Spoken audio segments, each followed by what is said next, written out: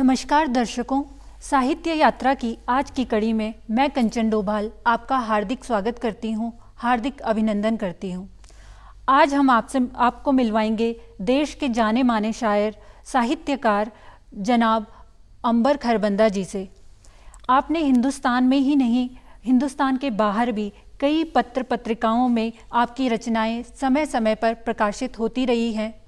नश्तर खानकाई, शायरे अंबरी तथा pride of Uttarakhand और भी ना जाने कितने सम्मान आपको मिले हैं। तो आपका स्वागत है सर। नमस्कार। वो कहते हैं ना, सहरा सहरा रात करें हम, तन्हाई की बात करें हम, क्या बात, एक दूजे के दर्द टटोलें, कुछ बातें बेबात करें। क्या कहने बहुत सर अच्छा। शुरुआत करते हैं शुरू से कि आपने उर्दू से आपका रिश्ता कैसे जुड़ा। मेरे साथ बहुत बड़ी खुशनसीबी मैं मानता हूँ कि मैं जब सिर्फ 10.5 साल का था तब से मैं उर्दू में आ गया। यहाँ पर उस वक्त यूपी हुआ करता था, उत्तराखंड नहीं होता था, और यहाँ पर 3 लैंग्वेज फार्मूला होता था, यानी कि इंग्लिश और हिंदी आपको कंपलसरी लेनी है, उर्दू या संस्कृत में से एक का चुनाव करना है। तो मुझे बहुत अच्छा लगा, आज उम्र के इस मुकाम पर आके मुझे उस फैसले पर बहुत खुशी होती है कि मैंने उर्दू को चुना। और आज लगभग यूँ समझ लीजिए 57 साल से ज़्यादा हो गए कुछ इस ज़बान के साथ जीते हुए। लगभग पिछले 6 दशकों से आप उर्दू की सेवा कर रहे हैं। करीब। सर उर्दू पढ़ना एक अलग चीज़ है और उर्दू शायरी करना एक अलग चीज़ है जी। तो आपको वो कौन सा पल था जब आपको एहसास हुआ कि आप में भी एक शायर बसता है? क्या था वो, कौन सा मौका था? शायरी का सबसे बड़ा जो रिश्ता है वो है जज्बात से। जज्बात के बगैर तो आप जानती हैं शायरी नहीं होती, और जज्बात से खाली जो शायरी होती है वो सिर्फ जिसको हम उर्दू में कहते हैं लफ्ज़ी, या हिंदी में कह लें तो बुद्धि विलास आपने कर दिया, कुछ अल्फाज को इधर से उधर रख दिया। लेकिन अगर जज्बात आपके गहरे नहीं हैं, और ये परवरदिगार हर एक को ये चीज़ नहीं देता, किसी किसी को अता करता है कि उसकी जहन में, उसके दिल में समाज और अपने आसपास के जो परिवेश होता है, आसपास का माहौल होता है, उसको देखे और उसमें से जो चीज़ें उसके दिल पर असरअंदाज होती हैं फिर उसको अपनी कलम के हवाले से, भले ही उसे आप शायरी कह लें, कुछ कह लें, या और भी कई चीज़ें हैं। कुछ लोग कहानियाँ लिखते हैं, नावल लिखते हैं, वो सब अलग अलग असनाफ हैं, अलग अलग विधाएं हैं, तो उनमें काम करते हैं। संवेदना और जज्बात का होना पहली शर्त है। जी सर, आपका नाम ओम प्रकाश खरबंदा जैसे कि आपने बताया, और आप लिखते अंबर खरबंदा के नाम से हैं। तो आपने अंबर नाम क्यों चुना? हाँ, ये बहुत अच्छा सवाल है। ये सवाल इसलिए भी अच्छा बन जाता है कि अंबर जो लफ्ज़ मैंने अपने लिए चुना है वो आम तौर पर अंबर का जो मतलब लिया जाता है उससे थोड़ा अलग है। अंबर जो हिंदी का लफ्ज़ है, हिंदी का जो शब्द है, वो आकाश के लिए, दिशाओं के लिए, वस्त्रों के लिए, इसके लिए इस्तेमाल होता है। मैंने जो अंबर इस्तेमाल किया है वो बेसिकली अरेबिक भाषा से आया है, और आप जानते हैं कि उर्दू में अरबी, फ़ारसी, पुर्तगाली, हिंदी, ये सब ज़बानों के अल्फाज को मिला के उर्दू बनाई गई है। तो ये अंबर लफ्ज़ जो है ये एक खुशबूदार एक चीज़ होती है, काफ़ी खुशबूदार होती है। अच्छा। और वो उसके साथ एक बड़ी अच्छी कहानी जुड़ी हुई है। किसी ने मुझे वहाँ से, लंदन से मुझे भेजा, मेरे एक दोस्त ने, और वो इतना खुशबूदार होता है कंचन जी कि अगर आप, मैंने उसे पॉलीथीन में बंद करके रख रखा, आप बाहर से भी उंगली उस पर लगाएं तो उसमें खुशबू आती है। चॉकलेट कलर की एक चीज़ डार्क कलर की होती है। और आपने शायरी में अल्फाज सुने होंगे, जुल्फ़े अंबरी, मुश्के अंबर एक इत्र का नाम होता है। इस तरह मेरा अंबर मैंने वहाँ से लिया है। जी, बड़ा सही नाम आपने अपने लिए चूज़ किया है, और ऐसी ही आपकी शायरी भी महकती है। शुक्रिया सर। कुछ आपकी किताब में हमने पढ़ा था कि आप हिंदी और उर्दू के अलावा और भी कई भाषाओं में लिखते हैं, कुछ बताएंगे आप इस बारे में? देखिए, हिंदी, मैं बात तो उर्दू की करता हूँ और मुझे अच्छा लगता है उर्दू की बात करना, लेकिन हिंदी तो हमारी घुट्टी में है, तो इसलिए हिंदी की तो हम बात करें ना करें, हिंदी तो हमारे साथ है ही, जन्म से हमारे साथ है। पहले दिन से, जीवन का पहला दिन जब शुरू हुआ तब से हमारे साथ है, इसलिए हिंदी तो है ही। हिंदी के अलावा मैं उर्दू, पंजाबी, इंग्लिश, इन सब में मैं इन ज़बानों में बहुत कंफर्टेबल महसूस करता हूँ। लिखने पढ़ने में कोई दिक्कत नहीं होती। गुरमुखी है, और इसके अलावा जो पंजाबी बोलचाल की जो पंजाबी है हमारे यहाँ, एक जो हमारे पंजाब में बोली जाती है, एक वो अनडिवाइडेड इंडिया जिसे आप कह ले, जो हिस्सा पाकिस्तान में रह गया मुल्तान का, उस इलाके में एक ज़बान बोली जाती है जिसे सराइकी कहते हैं। तो मैं सराइकी में भी मैं बड़े आराम से काम कर सकता हूँ और मुझे अच्छा लगता है उसमें काम करना। सर, गज़लों के अलावा और क्या क्या लिखते हैं आप? गज़लों के अलावा मेरी नज़में हैं जी। और गज़ल के साथ एक और चीज़ होती है जिसे हज़ल कहा जाता है, जो मतलब हल्की फुल्की हंसी मजाक की होती हैं। हज़लें भी मेरी हैं, गीत हैं, दोहे हैं, क़तात हैं, और उसके अलावा माहिए हैं, ख़मसे मैंने शुरू किए हैं। इस तरह मैं कई तरह से अपने जज्बात को दुनिया के, समाज के सामने लाने की कोशिश करता हूँ अलग अलग तरीक़े से। सर, पहला मुशायरा बहुत ख़ास होता है कि मतलब कहते हैं कि ज़िंदगी का वो ऐसा लम्हा होता है जो वो भुलाए नहीं भूलता। जी हाँ, जी। उसकी कुछ यादें, कुछ बातें हों जो आप हमारे दर्शकों से शेयर करना चाहें? जी, बात तो बहुत पुरानी हो गई। दूरदर्शन के साथ भी और आकाशवाणी के साथ भी पुराना संबंध रहा है, और उसमें क्या होता है कि जब हम पहली बार जाते हैं समाज के सामने, ऑडियंस के सामने, अपने नाजरीन के सामने, अपने सामीन के सामने, सुनने वाले होते हैं, देखने वाले होते हैं, तो यकीनी तौर पर थोड़ी सी परेशानी भी होती है, घबराहट भी होती है।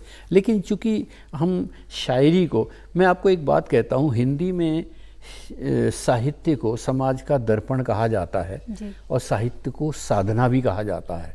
उर्दू में ऐसी ही एक बात चलती है, शायरी को पैगंबरी का दर्जा दिया गया। तो अगर किसी सिन्फ को अगर पैगंबरी का दर्जा दिया जाए या साधना का दर्जा दिया जाए तो वो अपने आप में कितनी बड़ी चीज़ हो जाती है, और हमें उसी ढंग से उसका निबाह भी करना चाहिए। जी, ये मेरा कहने का मकसद। जी सर, आपने देश में कई सारे मुशायरे हैं जो आपने अटेंड किए। आप एज अ शायर भी जाते हैं और एज अ नाजिम भी आपकी भूमिका रहती है। तो कुछ अनुभव आप अपने हमसे बताना चाहेंगे? जी, शायरी में तो जैसे हम उत्तराखंड की बात करें, उत्तर प्रदेश की बात करें, पंजाब हो गया, हरियाणा हो गया, बिहार है, हिमाचल है, दिल्ली है, ये सब चलता रहा। नाजिम की हैसियत से भी, यानी एक संचालक की हैसियत से भी मैं बिहार तक में जाता रहा हूँ, पंजाब में जाता रहा हूँ। वो एक बिल्कुल शायरी से अलग हट के एक चीज़ होती है, उसमें इतने लोगों को आप मदऊ करते हैं, बुलाते हैं, अपने तरीक़े से उसको कंडक्ट करते हैं। तो मेरी एक वो भी पहचान है नाजिम की हैसियत से, और मैं उसमें काफ़ी दूर तक ये काम करता रहा हूँ, काफ़ी वक्त से करता रहा हूँ। अच्छा सर, एक बात कहते हैं जो सुनने में आती है कि शायरी मांगती है तन्हाई। लोगों का कहना है कि अगर कोई शायर है तो उसको अकेलापन चाहिए होता है, या कितना वक्त शायरी को देना चाहिए, या कुछ खालीपन ज़िंदगी में मतलब कुछ ऐसा खालीपन होता है जिसकी वजह से कोई शायर बनता है या उसके अंदर से शायरी जागती है। कुछ इस तरीके का आपका कोई अनुभव या फिर? अच्छी बात आप कह रही हैं।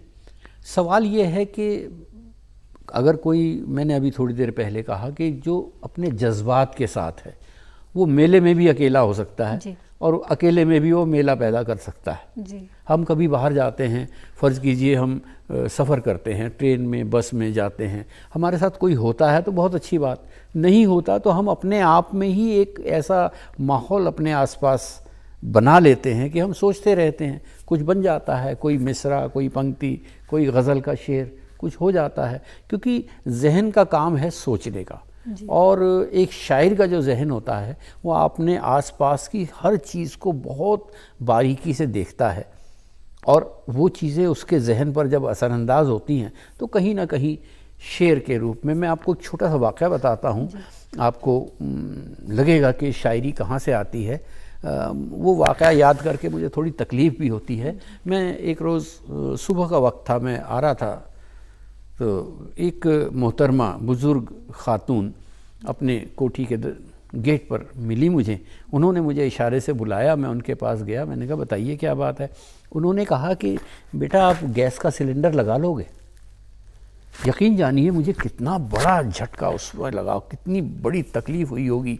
अंदर में गया तो उनके जो शौहर थे वो, चूँकि हमारे यहाँ एक रिवाज है कि शौहर की उम्र 2-4 साल ज़्यादा ही होती है, वो बेचारे कुर्सी में ऐसे बैठे थे कि उठ भी नहीं पाएंगे। वो खातून, वो लेडी तो गेट तक आ भी गई। मैंने सोचा इनके साथ रात को 2 बजे कोई दिक्कत हो जाएगी तो बेचारे क्या करेंगे। मैंने वो सिलेंडर उनका बदला। उन्होंने मुझसे कहा कि आप चाय पीजिए, क्योंकि हमने भी चाय नहीं पी है। लेकिन मैं उस चाय तो खैर नहीं पी, लेकिन मैं उस मंज़र को लेके चला आया और मंज़र मेरे जहन पर लगातार दस्तक देता रहा। तब एक शेर हुआ उसमें कि बूढ़ी धुंधली 4 आँखों को तरसता छोड़कर।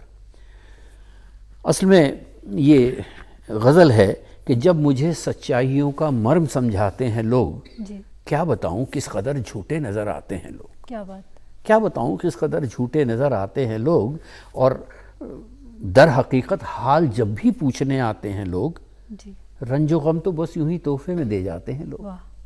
तो जब वो मंज़र मैंने देखा, वो मंज़र कई रोज़ तक मेरे जहन पे दस्तक देता रहा। और वो शेर देखिए कि उस हालात को मैंने कैसे कलम बंद किया।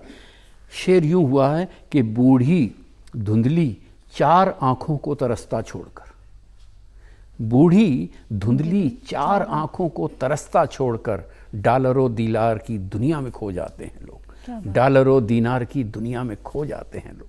ये होता है। फिर एक और मंज़र, वो भी हमारे समाज की बहुत कड़वी सच्चाई है, बड़ी तल्ख सच्चाई है कि तुम यहाँ बैठो। इसी गज़ल का शेर है कि तुम यहाँ बैठो तुम्हारे वास्ते लाता हूँ फल। तुम यहाँ बैठो तुम्हारे वास्ते लाता हूँ फल, ऐसा कह के माँ से तीरथ में बिछड़ जाते हैं लोग। ये सब सच्चाइयाँ, कड़वी सच्चाइयाँ दिल पे दस्तक देती रहती हैं। कभी ऐसा हुआ कि आपने कुछ लिखा और उसके बाद अपनी शायरी को पढ़ के आप उदास हो गए? ऐसा भी होता है शायरों के साथ कई बार। मेरे साथ बहुत होता है, और मेरे साथ ही नहीं होता, मेरे सुनने वालों के साथ भी होता है। क्योंकि शायरी का मकसद सिर्फ लफ्ज़ी नहीं है। अगर शायरी कोई ऐसे सवाल उठाती है जिससे आपके जहन में कुछ हलचल होती है, तो शायरी की कामयाबी वही है। मैंने एक गज़ल में यूँ शुरुआत की थी कि जो अपने फूल से बच्चे को भूखा छोड़ आती है, वही माँ एक बड़े साहब के घर खाना बनाती है। अब इस शेर को देखिए, फूल से बच्चे को भूखा छोड़ के आना और बड़े साहब के घर नहीं, बड़े साहब के घर खाना बनेगा, कैसा बनेगा उस माँ से पूछिए। इसीलिए कहते हैं ना, शेर में हर एक वर्ड की अपनी अहमियत होती है कि आप इधर से उधर नहीं कर सकते शब्द को। जो यही मैं जिस बात का जिक्र अभी कर रहा था कि वही माँ जो अपने फूल से बच्चे को भूखा छोड़ आती है, वही माँ एक बड़े साहब के घर खाना बनाती है। ज़रा सा मुंह से झूठा करके फेंका था अमीरी ने, गरीबी बस वही रोटी का टुकड़ा ढूंढ लाती है। और देखिए इसमें एक बहुत कड़वा शेर है। आपने अभी बात की उदासी की। समाज में ठीक है, हम कभी कभी ऐसे दिलजोई के लिए भी, दिलबस्तगी के लिए, जिसे आप कह लें मनोरंजन के लिए भी शेर कहते हैं, ऐसा भी है। लेकिन जो कड़वी सच्चाइयाँ हैं समाज की, उससे हम मुंह नहीं मोड़ सकते। मिसाल के तौर पर यही गज़ल जो मैं आपको सुना रहा हूँ, इसमें एक बड़ा कड़वा शेर आता है कि वो लड़की गाँव के मेले में एक झूले पे बैठी थी। वो लड़की, अब देखिए मंजर देखिए, गांव का मेला है, सभी लोग अपने हैं, कोई बाहर का नहीं है। वो लड़की अभी शहर भी नहीं आई है, लेकिन हमारे समाज की जहनियत देखिए, वो लड़की गांव के मेले में एक झूले पे बैठी थी, बस इतनी बात पर उसकी सगाई टूट जाती है। क्या बात। तो अब जब तक आप समाज को सोचने के लिए कुछ नहीं देंगे जी, तो मैं कहता हूँ कि शायरी का मकसद हल नहीं होता। मुझे बहुत खुशी होती है कि अगर मेरा शेर किसी को उदास होता है तो वो कहीं उदास करता है, यानी वो शेर कहीं पहुँचा है। इसीलिए तो कहते हैं शायरी या साहित्य समाज का दर्पण बिल्कुल होता है। जो समाज में चल रहा होता है वो बिल्कुल होता है, आप लिखते हैं। बिल्कुल होता है। जब आप शुरू में लिखते थे और आज की डेट में जो आप लिख रहे हैं या जो आप देख रहे हैं समाज में कि जो नए शायर लिखते हैं, युवा शायर लिखते हैं, तो आपको क्या इन दोनों में क्या परिवर्तन आपको नज़र आता है और आप उसको किस तरीके से देखते हैं? सही है, गलत है, या कुछ आपने कभी ऐसा ट्राई किया हो कुछ नए कलेवर में लिखने का, कि नया टाइप का कुछ लिखने का? आजकल बड़ा चला है ना कि उर्दू, मतलब उर्दू केवल उर्दू नहीं रही, उसमें हिंदी, इंग्लिश और बाकी जो और भी शब्द हैं वो भी उसमें आ जाते हैं। तो आप अपना कुछ एक्सपीरियंस। मैं अपनी बात कहने से पहले मैं आपको 2 शेर सुनाता हूँ, मेरी बात बहुत हद तक वाज़ेह हो जाएगी कि ये सच है, मैं वहाँ तन्हा बहुत था। जी। बच्चों को जाना पड़ता है आजकल बाहर, आप जानते हैं, बच्चे भी वहाँ तन्हा हो जाते हैं, इधर माँ बाप भी। ये सच है, मैं वहाँ तन्हा बहुत था, मगर परदेश में पैसा बहुत था। सही बात है।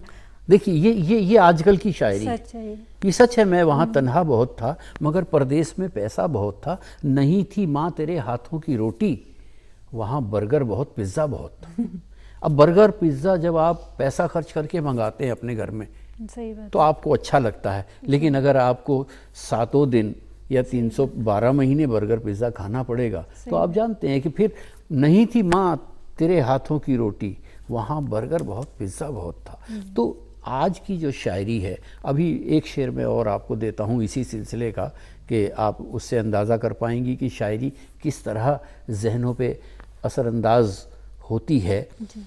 वो ये है कि जब हम समाज को देखते हैं, आज के हालात को ही देख लीजिए, इसमें अंग्रेज़ी के भी 1-2 लफ्ज़ आ गए हैं कि सबको गले लगाने की आदत नहीं रही, सबको गले लगाने की आदत नहीं रही, अब इतना रिस्क लेने की हिम्मत नहीं रही। आप चाहे तो कोरोना से भी जोड़ सकते हैं, आजकल इसे जोड़ सकते हैं, लेकिन समाज की जो हालत होती जा रही है, सबको गले लगाने की आदत नहीं रही, अब इतना रिस्क लेने की हिम्मत नहीं रही, उनका भी प्यार 3 ही दिन में निपट गया, अपने भी इश्क में वो हरारत नहीं रही। चलिए ये हम कहते हैं, कोई बात नहीं, लेकिन इसी गज़ल में मैं संजीदा शेर भी कहता हूँ। मैं उसके पास ले गया सच्चाई के उसूल, मैं उसके पास ले गया सच्चाई के उसूल, उसने कहा कि इनकी तो कीमत नहीं रही। और एक शेर मैं चाहता हूँ कि आज अपने साथ आप रख लें, सभी को मैं गुजारिश करता हूँ कि इस शेर को अपने साथ रखना चाहिए। जिस दिन से खोया खोया सा रहता है एक बुजुर्ग, जिस दिन से खोया खोया सा रहता है एक बुजुर्ग, उस दिन से ख़ानदान में बरकत नहीं रही। क्या बात, क्या बात। आपने देखा इस गज़ल में मैंने रिस्क लेने की हिम्मत नहीं रही, मैंने ये लफ्ज़ भी, जो जदीद लफ्ज़ जिसको मॉडर्न डिक्शन हम कह सकते हैं, टर्मिनोलॉजी कह सकते हैं, जदीद ज़माने के अल्फाज भी इस्तेमाल किए हैं, और जो हमारी सदियों से जो हालात हम देखते रहते हैं, जिस दिन से खोया खोया सा रहता है एक बुज़ुर्ग, उस दिन से ख़ानदान में बरकत नहीं रही। एक शेर है कि तुम इसे इश्क कह रहे हो कहो, तुम इसे इश्क कह रहे हो कहो, मैंने एक दर्द की दवा ली है। जी। तो शायरी भी दवा का काम करती है कई बार, कि शायर ने तो लिख के अपना काम ख़त्म कर दिया, उसके बाद सुनने वालों पे है कि वो उसको किस चीज़ से जोड़ के देखें, क्या करें।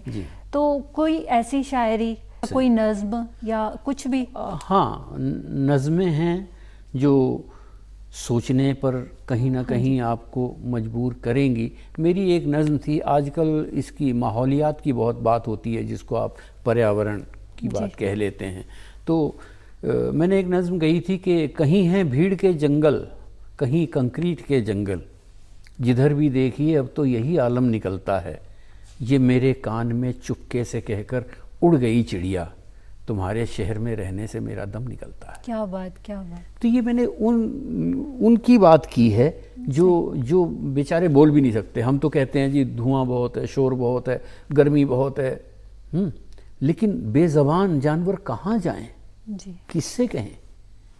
तो हमें चूँकि, और दूसरी बात आपने कही थी पुराने दौर की शायरी और आज के दौर की शायरी कभी गलत नहीं होती, क्योंकि वो जब समाज का दर्पण है, समाज का आईना है, तो उस वक्त का समाज दिखाती है। आज हम इस वक्त का समाज दिखा रहे हैं जी। एक ज़माना था उर्दू शायरी में हुस्न इश्क की बहुत बातें होती थी, शमा परवाना की।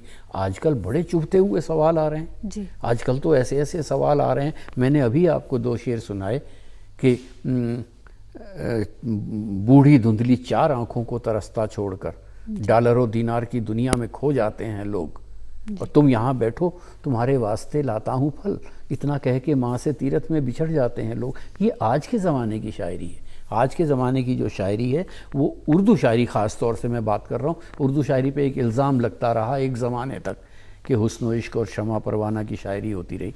मैं मानता हूँ वो दौर था, लेकिन अब उर्दू शायरी ने करवट ली है और बहुत चुभते हुए सवाल समाज के सामने रखे जा रहे हैं, वो सवाल जिनका जवाब हमें चाहिए, जी बहुत ज़रूरी है। बिल्कुल, और ये करवट ज़रूरी भी है, वक्त के साथ साथ सब कुछ बदलना चाहिए। एक सवाल जो मुझे मेरे दिमाग में आ रहा है अभी, अगर कोई नया कोई युवा शायर है तो वो चाहेगा कि मैं शायरी में ही अपना करियर बनाऊं या इसी से आमदनी का कुछ, तो ऐसा कुछ है आपके? बहुत है, बहुत है। शायरी की ज़रूरत है अपने आप को मतलब अपने आप को एक्सप्रेस करने के लिए, अपने जज्बात को सामने लाने के लिए। फिर एक दूसरी बात होती है जिसको सिचुएशनल शायरी कहते हैं। सिचुएशनल शायरी जैसे फिल्मों में होती है कि एक मंज़र है, उसके हिसाब से आपको शेर कहना है, नज़म कहनी है, कोई गीत कहना है। तो अगर जहाँ तक उसको मुआश यानी कि रोज़गार से जोड़कर देखा जाए तो ऐसे बहुत से वसीले हैं, लेकिन बात फिर वहीं आ जाती है। शायरी जो है, शायरी दिल से निकलने वाली चीज़ है, उसका दिमाग से कम ताल्लुक़ है। फिर वो प्रोफेशनल राइटर हो गया। दिमाग से ताल्लुक़ है, दिमाग से ज़रूर ताल्लुक़ है, लेकिन उतना ही ताल्लुक़ है कि आप शेर कहने के बाद, गज़ल कहने के बाद देख लें ये जो हमारा फ्रेम होता है, जो हमारी बहर होती है, जो मीटर होता है उसके, या हमारी शायरी के जो कवानीन हैं, जो रूल्स हैं, उनको ये ठीक ठीक निभा पा रहे हैं कि नहीं निभा पा रहे हैं। बेसिकली वो दिल से आती है बात। जी। अच्छा सर, कहा जाता है कि गुरु बिन ज्ञान न होए, कि बिना गुरु के आपको ज्ञान नहीं मिल सकता।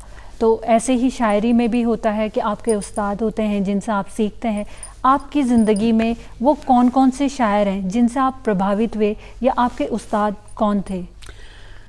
बहुत ही अच्छी बात आपने कही है, और आज के ज़माने में मेरा ख़्याल इस सवाल का जवाब ढूंढना भी बहुत ज़रूरी है। मुझे बहुत फ़ख्र है अपनी जो रवायत है, जो हमारी परंपरा है शायरी की, उस पर बहुत फ़ख्र है। वो फ़ख्र यूँ करता हूँ कि मेरे उस्ताद मोहतरम कमल ज़ियाई साहब, अब उनका साया मेरे सर पर नहीं है, उनके उस्ताद पद्मश्री जोश मलसियानी साहब और उनके उस्ताद दाग दहलवी साहब। तो हम दाग ख़ानदान से अपने आप को जोड़ते हैं। सिर्फ दाग दहलवी साहब का नाम लेना ही काफ़ी नहीं होता। अगर हम ख़ुद को दाग ख़ानदान का शायर कहते हैं तो दाग ख़ानदान की शायरी के जितने रूल्स हैं, क़वानीन हैं, लवाज़मात हैं, उन सब को हमें मानना होता है। किस लफ्ज़ का कहाँ इस्तेमाल होगा, कैसे होगा, किस लफ्ज़ का इस्तेमाल नहीं होगा, किस सब्जेक्ट, किस मौजू को हम उठाएंगे, किस को हम छोड़ देंगे।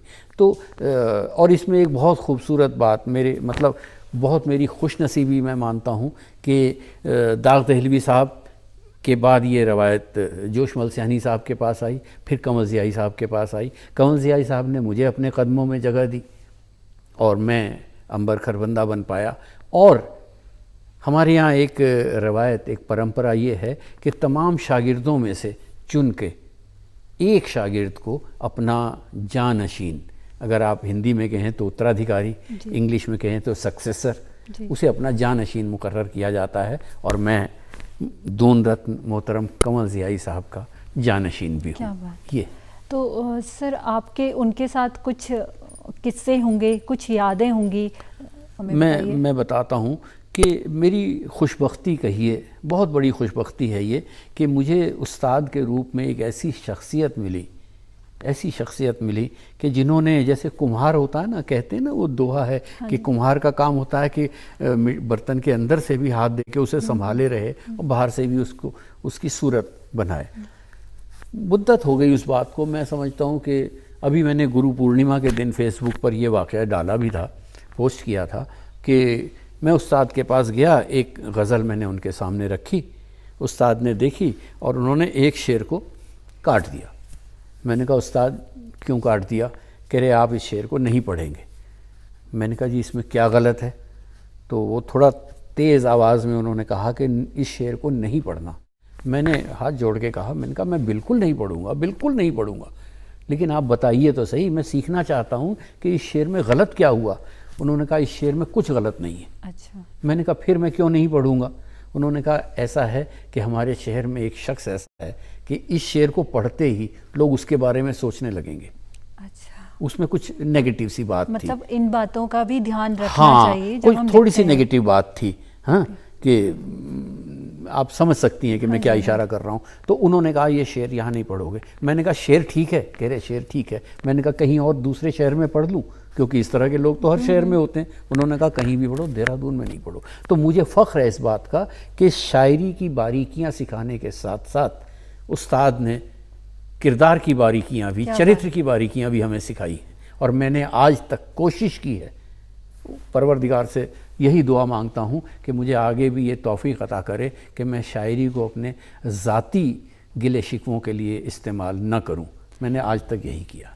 अच्छा, एक शेर है, कहते हैं कि दर्द मेरा जो सिर्फ मेरा हो, दर्द मेरा जो सिर्फ मेरा हो, आप किस बात के मसीहा हो।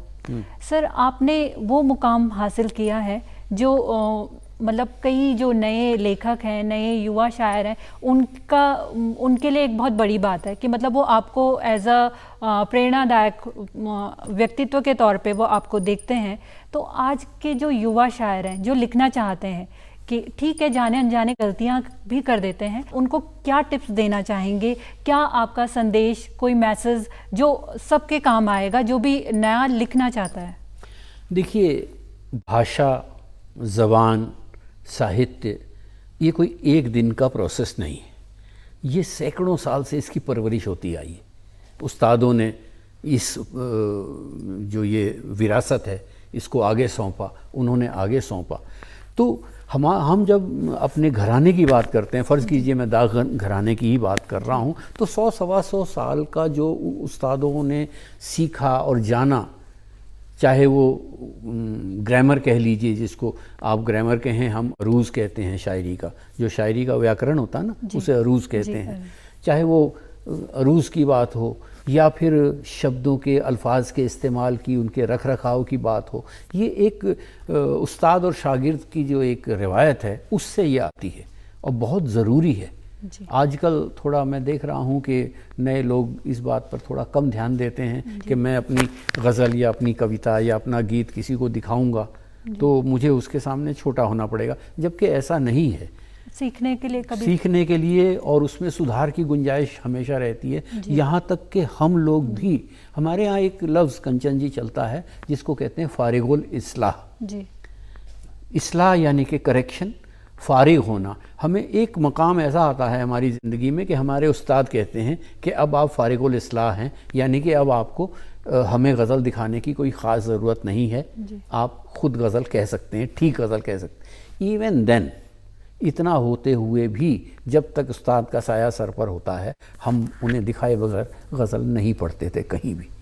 जी, तो दर्शकों, आज आपने सुना जनाब अंबर खरबंदा जी को। हमने उनकी यात्रा, शायरी और उनके शायरी के क्षेत्र में उनके योगदान के बारे में जाना। आप हम सब के साथ जुड़े रहे, इसके लिए बहुत बहुत शुक्रिया, बहुत बहुत धन्यवाद। और आपका बहुत बहुत शुक्रिया सर। शुक्रिया तमाम नाजरीन जो सुन रहे हैं, देख रहे हैं, उन सब का शुक्रिया।